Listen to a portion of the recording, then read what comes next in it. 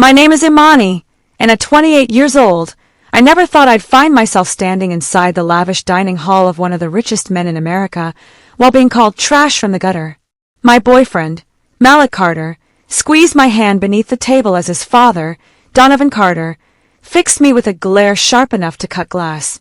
Around us, 20 guests, all dressed in wealth and privilege, froze as his voice carried across the room.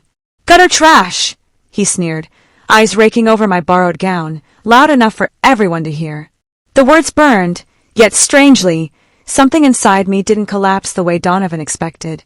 Instead, a calm defiance began to rise. But before I tell you how I responded that night, let me take you back to how it all began. I met Malik about 8 months earlier, while working at Harborline Cafe, a little coffee shop tucked near the business hub of Atlanta. The job didn't pay much, but the flexible hours gave me space to attend evening courses for my digital media degree. Every weekday morning, right at 7:15 sharp, he would come in. Malik always ordered the same thing, dark roast with a touch of brown sugar, and sat near the window with his laptop. Unlike the other executives who barked orders into phones and barely acknowledged staff, Malik made eye contact, said please and thank you, and always tipped generously. His eyes, warm and gentle, crinkled when he smiled. Unlike the others, he seemed unrushed, as though time bent to him, not the other way around. One morning, after his 3rd week of visits, I teased him. "You must really love our coffee." He chuckled, finally lifting his gaze from his screen. "The coffee's good, but honestly it's the atmosphere, and the company, that keeps me coming back." My cheeks warmed at his words. Soon after, I learned his name when I called out his order, Malik Carter. He began lingering longer, sometimes striking up conversations with me during my breaks. He asked about where I grew up, what brought me to Atlanta, what I dreamed of doing besides serving coffee. I told him the truth.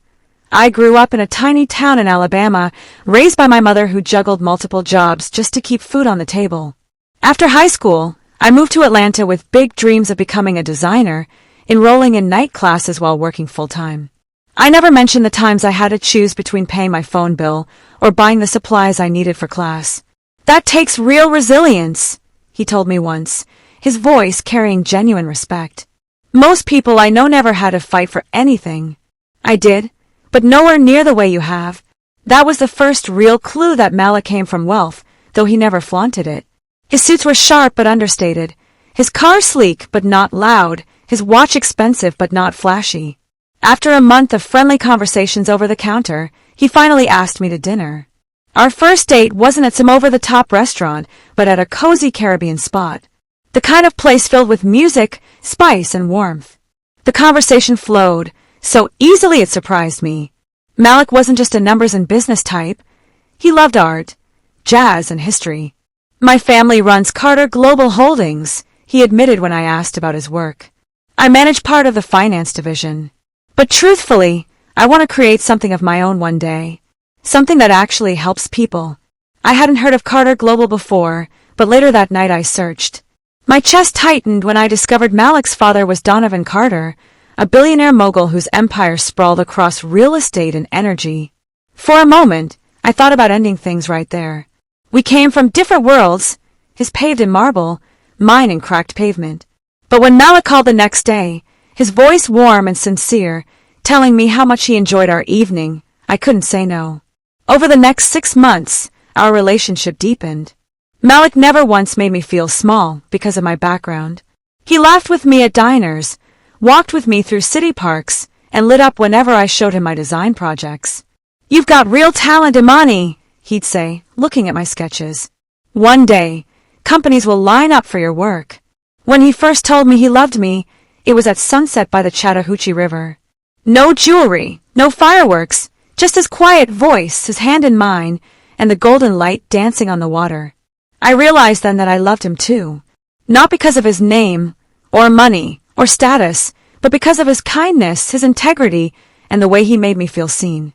Of course, our differences popped up sometimes. He casually spoke about childhood summers in Paris, while I celebrated a $60 bonus at work like I'd won the lottery. But Malik always listened, never mocked. He learned, adjusted, and met me where I was. For half a year, we built our own world. a bubble safe from his family's wealth and my struggles.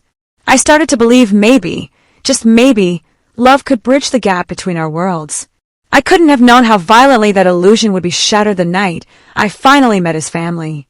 The invitation came on a stormy Thursday evening in April. Malik and I were curled up on my old secondhand couch, sharing Chinese takeout and watching a classic movie, when he suddenly muted the TV. "My grandparents are celebrating their 65th wedding anniversary next month," he said, tracing circles on my arm. "There's going to be a formal dinner at the family estate. I want you to come with me." My fork froze in midair. "Your family's estate? You mean meet your whole family?" He nodded, his expression hopeful but edged with unease. "I know it's a big step, but we've been together for half a year now. You're important to me, Imani. I want them to meet you." "How many people will be there?" I asked, my stomach already tightening. "About 25 guests, mostly family, some close friends of my grandparents, maybe a few business partners." "Don't worry, they'll love you." His confidence was sweet, but it did nothing to calm the storm in my chest. For the next 3 weeks, I obsessed over every detail. What would I wear? How should I speak? What if I used the wrong fork or embarrassed him? My best friend Tasha listened to my frantic worries one Sunday at brunch. "You need a killer dress," she declared. "Something that makes you feel untouchable." We spent an entire afternoon combing through department stores. Everything that looked even remotely appropriate was hundreds of dollars beyond my budget. Seeing my despair, Tasha finally snapped her fingers. "Girl, I still have that emerald green silk gown for my cousin's wedding. It'll fit you with a little hemming." "I can't borrow your dress," I protested, though relief was already washing over me. "Yes, you can. And you're taking my silver hoops too. You'll look like royalty." The week before the dinner, I practiced walking in heels around my apartment, nearly twisting an ankle on my cracked floorboards. I binge-watched YouTube videos on fine dining etiquette, memorizing which utensil went with which course. I even read up on Carter Global Holdings, just in case the conversation drifted toward business. The night before, my older sister Danielle called. She'd been more of a second mother than a sibling after our dad walked out. "Remember who you are," she said firmly. "You're intelligent, hardworking, and deserving of respect. Don't let anybody, no matter how much money they have, make you feel less than." Her words wrapped around me like armor. When the night finally came, I took extra care with my hair and makeup. The borrowed gown hugged me perfectly, the deep green fabric flowing to the floor. Tasha's silver hoops sparkled, just enough to catch the light without screaming for attention. When Malik arrived to pick me up, the look on his face made every ounce of anxiety worth it. "You look stunning," he whispered, kissing my cheek softly. Instead of his usual understated sedan, a sleek black town car with a driver waited at the curb. As we slid into the leather seats, Malik squeezed my hand. "They're just people, Imani," he assured me. "Wealthy people. Yes, but still people with insecurities like anyone else. Just be yourself." The drive wound us through neighborhoods that grew wealthier with every block. Tall gates, sprawling lawns, and driveways lined with luxury cars. Finally, the car turned down a long private road shaded by towering magnolias. When the Carter estate came into view, my breath caught. It wasn't just a house. It was an entire world, a mansion that looked plucked from a movie set, with glowing windows, manicured gardens, and a sweeping circular driveway where uniformed valets directed arrivals. "You grew up here?" I whispered. Malik gave a sheepish smile. "Yeah, home sweet home. Ready. Not even close." But I nodded anyway. The grand foyer was overwhelming. A chandelier larger than my whole apartment dripped crystals from the ceiling, while polished marble gleamed underfoot. A staircase curved elegantly upward like something from a royal palace. Staff in crisp uniforms glided through the crowd, offering champagne on silver trays. Before I could take it all in, a tall woman with short-cropped silver hair approached. She was elegant, her posture flawless, her presence commanding. "Malik, darling," she greeted, kissing both his cheeks before turning her sharp gaze to me. "Mother, this is Imani Brooks," Malik said warmly, resting his hand on my back. "Imani, this is my mom, Claudia Carter." I extended my hand with a polite smile. "It's a pleasure to meet you, Mrs. Carter. Thank you for including me tonight." We approached Donovan just as he finished a booming conversation about market shares and international expansion. His laughter stopped the moment his eyes landed on me. He gave Malik a nod, then let his gaze flick over me like I was something he'd found on the bottom of a shoe. "Father, this is Imani Brooks," Malik said, steady but cautious. I extended my hand politely. "It's an honor to meet you, Mr. Carter." He shook it briefly, his grip firm to the point of cruelty. That was all. No welcome, no pleasantries, just a sound dripping with dismissal. Before the silence grew unbearable, a staff member announced dinner was ready. Malik guided me toward the dining room. When I glanced back, Donovan's eyes were still fixed on us, his expression cool and unreadable. "That went better than expected," Malik whispered, but his tight jaw betrayed the unease beneath his words. The dining room looked like something out of a museum, dark polished oak tables stretching forever beneath a glittering chandelier, china so fine I was afraid to breathe near it, crystal glasses sparkling like stars. I froze when I realized where my seat was, right across from Donovan. Malik sat at my side, giving me a reassuring squeeze, but it wasn't enough to quiet the knot in my stomach. Nia caught my eye further down the table and flashed me a quick thumbs up. I managed a small smile in return. As the first course, a delicate bisque, was served, I copied the others, making sure I picked up the right spoon. The conversation swirled around me. Stock portfolios, summer homes in Europe, boarding schools I'd never heard of. I kept silent, sipping at my wine just to keep my hands busy. Malik tried to pull me into conversations, but each time only highlighted the fact that I didn't belong in this world. Then Donovan's voice cut through the room. "So, Miss Brooks," he said, his tone sharp but casual enough to mask the cruelty beneath. "Malik tells me you work at a coffee shop." The table hushed. All eyes shifted to me. I carefully set my spoon down. "Yes, sir. Harborline Cafe. It helps me pay for my degree." "And what are you studying exactly?" His words carried doubt, as though he expected something trivial. "Digital media design. I'll graduate next spring." One brow lifted. "Design? Posters, logos, things like that." Malik jumped in before I could respond. "She's incredibly talented. Her work focuses on branding and digital campaigns." Donovan didn't acknowledge him. "And where are you from originally, Miss Brooks?" "A small town in Alabama. Oak Ridge." He smirked faintly. "Never heard of it. And your father? What does he do?" The question was a landmine, and he knew it. "My father left when I was a child," I answered evenly. "My mother raised me and my sister by herself." "And what's her line of work?" he pressed, swirling his wine. "She's in retail now. Before that, she cleaned houses and waited tables, whatever it took to keep us going." An older voice down the table murmured, "A strong woman." Malik's grandfather, Harold. His grandmother nodded in agreement. Donovan's lips curled faintly downward. "So, service work, generation after generation. Fascinating." Malik's fork clattered a little too hard against his plate. "My mother sacrificed everything to give us opportunities.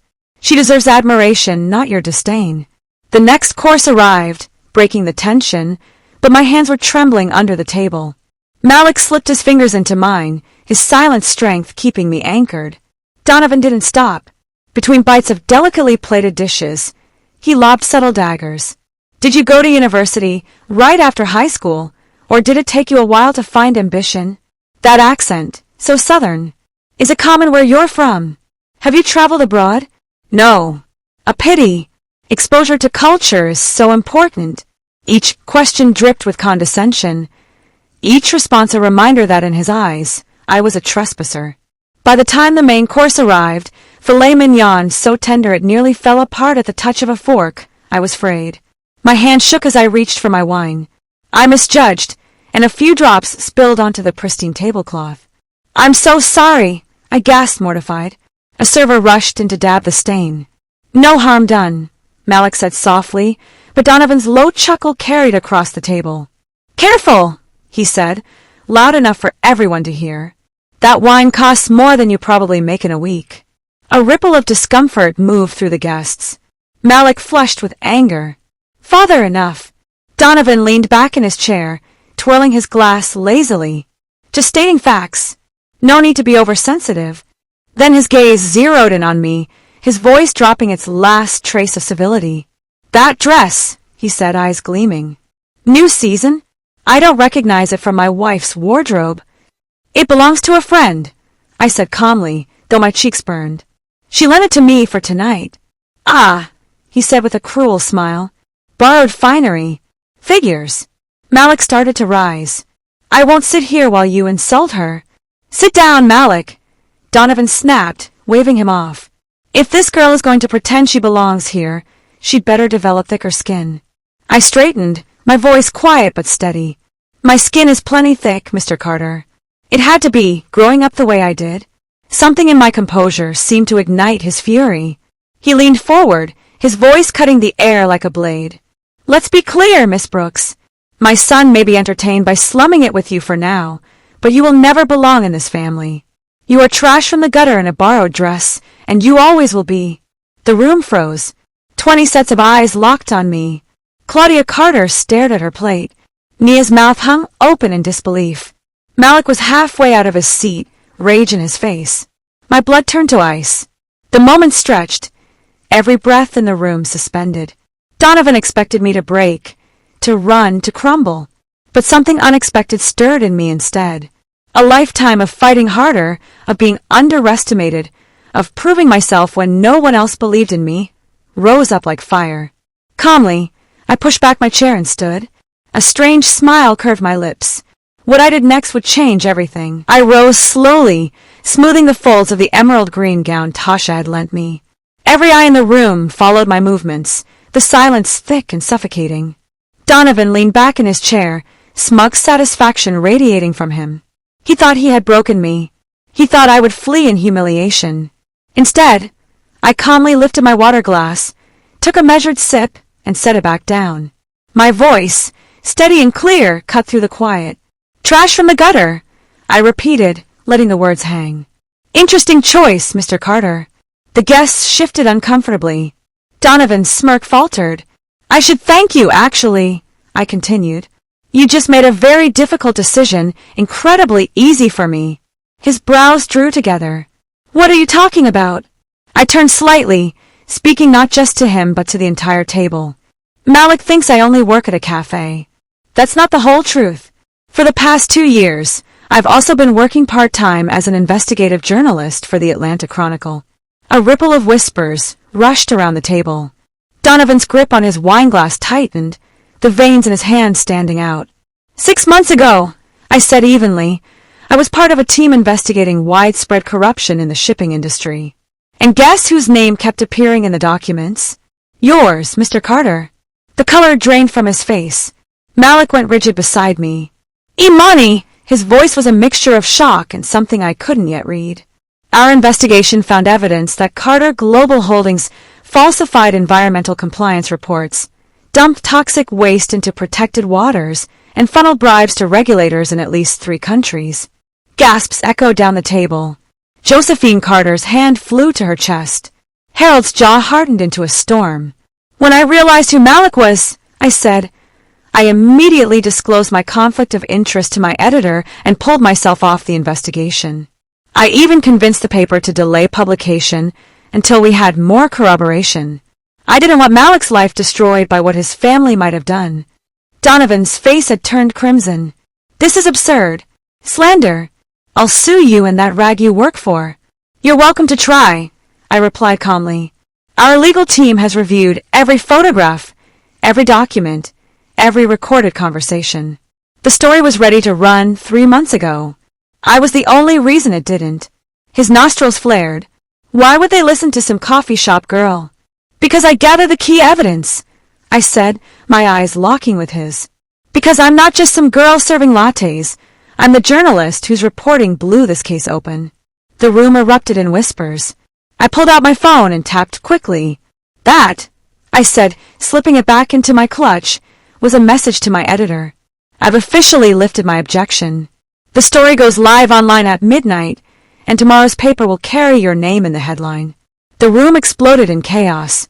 Donovan shot to his feet, his chair toppling backward. "You little nothing," he roared. "Do you have any idea who I am? I will ruin you." Malik stood too, stepping between us. Enough, father. You won't speak to her that way. You fool! Donovan snarled at him. She used you to get close to us. I shook my head firmly. No, Mr. Carter. I fell in love with your son despite his connection to you, not because of it. I kept my distance from the story to protect him. But you just made sure I have no reason left to protect you. Claudia finally spoke, her voice tight. Malik, surely you can't believe this. This woman over your own father? Malik turned toward me, searching my face. Imani, did you know who I was when we first met? No, I said softly, truth ringing in my voice. You were just the man who ordered dark roast with brown sugar and actually looked me in the eye when he said thank you. He studied me for a long, painful moment, then looked back at his father. I've questioned our compliance reports for years. I've been told to stay in my lane. But I believe her. You ungrateful boy, Donovan spat. Everything I built, everything you stand to inherit, and you throw it away for her. Her name, Malik said firmly, is Imani. Nia, who had been silent until now, raised her glass. Well, this is officially the most interesting Carter family dinner in history. Harold Carter rose from his seat at the head of the table, his face grim. Donovan, my office. Now. The billionaire stormed out, Claudia scurrying after him. The room buzzed with whispers and shifting chairs as guests excused themselves in hushed tones. I turned to Malik, trembling but resolute. I should go. I'll take you home, he said instantly. No, I said, shaking my head. You need to be with your family tonight. Call me tomorrow if you still want to. Josephine approached before I left, taking my hands in hers. Her voice was soft but firm.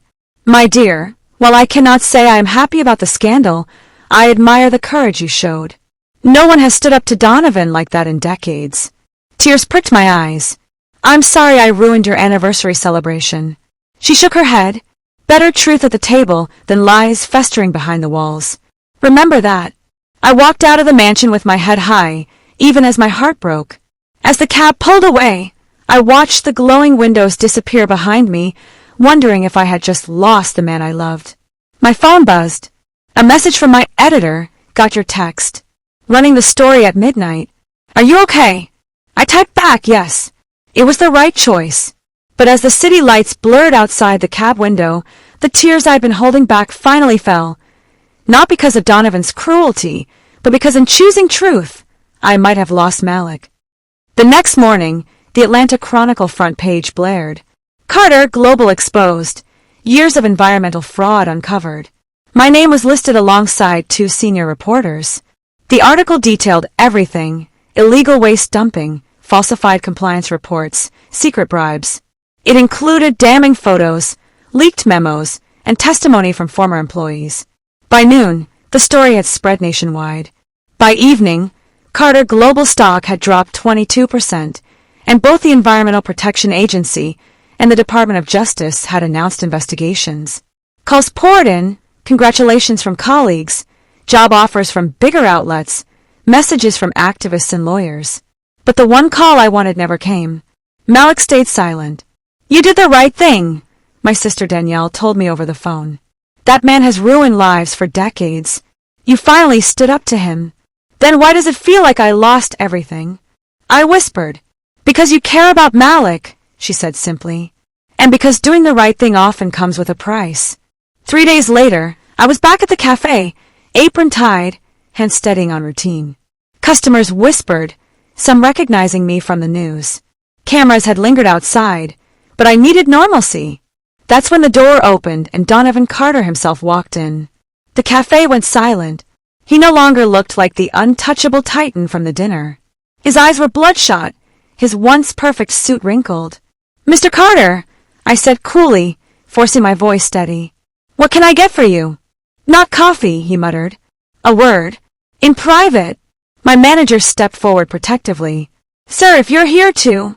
It's fine, I interrupted. I'll take my break. We sat in the farthest booth. The tension hung thick between us. You came to threaten me in person? I asked. No, he said after a long pause. I underestimated you. My lawyers tell me your reporting is airtight. Any lawsuit would only make it worse. Is that an admission of guilt? He stiffened. It's an acknowledgement of your thoroughness. The board has put me on leave.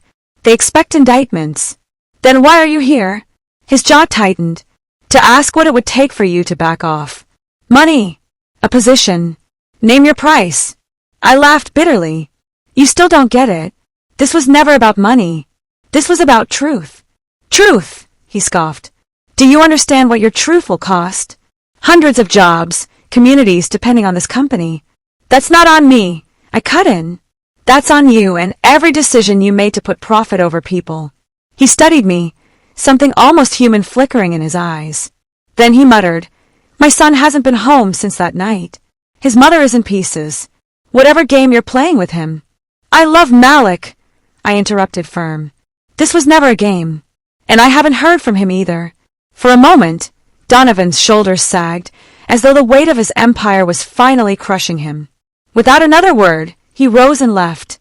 That evening, a knock sounded at my apartment door. When I opened it, Malik stood there, unshaven and exhausted. Hi, he said quietly. Hi, I breathed. He stepped inside. For a moment we both stumbled over words until he said, Ladies first. I swallowed hard. I should have told you about the investigation. I thought I was protecting you. Really, I was just afraid of losing you. And I should have called sooner, he admitted. I needed time to see the evidence myself, to confront my father. I found files that went even deeper than your article. It's all true. His voice cracked. I grew up idolizing him. I knew he was harsh, but I thought he was honorable. Turns out I was wrong. We sat on the couch, a careful space between us. Where have you been? I asked. Hotels, meetings with lawyers, talking to Grandpa about the company, thinking about us. And my chest tightened, and I realized I'm in love with a woman braver and stronger than I ever imagined. I'm angry you didn't trust me, but I understand why. I don't want to lose you, Imani. But if we're going to make this work, we have to rebuild from absolute honesty. Tears blurred my vision. I want that too. For the first time in days, he reached for my hand. Months passed in a blur. The scandal exploded into one of the biggest corporate fraud cases of the decade. Federal prosecutors filed charges. Carter Global paid over $350 million in penalties. Donovan was indicted on fraud, bribery, and environmental crimes. The fallout was massive. Stock prices crashed, divisions shut down, employees lost jobs. The guilt of that collateral damage weighed on me heavily. You didn't ruin their lives, my editor reminded me. Donovan did. You exposed it. I turned that guilt into action, writing a follow-up series about the human cost of corporate greed. I interviewed laid-off workers, scientists studying polluted waters, and whistleblowers who'd been silenced. Those stories earned national recognition. Meanwhile, Malik resigned from Carter Global. He used his own savings to start a foundation focused on ethical business and environmental justice, hiring displaced employees whenever possible. I can't undo what my father did, he told me, but I can help build something better from the ashes. Our relationship wasn't simple. There were tears, long nights, and hard conversations. But slowly we healed. Claudia refused to acknowledge me, standing loyally by Donovan. But Nia became an unexpected ally, telling me one afternoon over coffee, You showed more backbone at one dinner than I've managed in years. Respect. Most surprising, Harold and Josephine reached out. Profit without purpose is worthless, Harold told me. You reminded us of that. 8 months later, Donovan's trial loomed. In a sterile lawyer's office, Malik and I sat across from him one last time. He looked diminished, pride stripped away. I was wrong about you, he admitted, his voice gravelly. You're not what I called you that night. It wasn't much, but it was as close to an apology as Donovan Carter could ever give. Years later, my life looked nothing like the night I walked into that mansion. I had a full-time role as an investigative journalist, a book deal, invitations to testify before congressional hearings. But the real transformation wasn't external. I no longer doubted my worth. I no longer believed wealth or last names determined value. I had faced one of the most powerful men in the country, and I hadn't broken. Malik and I built a life together, modest but filled with purpose. On our 1-year anniversary, he took me back to the little Caribbean restaurant where it all began. My father called you trash in a borrowed dress, he said softly as we walked afterward along the river. But you showed the world what real class looks like. You taught me that true wealth isn't money, it's integrity. I smiled through tears. We both learned something, Malik. Empires built on lies always crumble. But love built on truth, that survives anything. As the city lights glittered on the water, I realized Donovan's attempt to crush me had done the opposite. He had forced me to stand taller, to claim my voice, to see myself clearly. That night had given me the greatest lesson of my life. Our worth is never defined by their insults, it's revealed by our actions. Sometimes, it takes being called garbage to discover you've always been gold.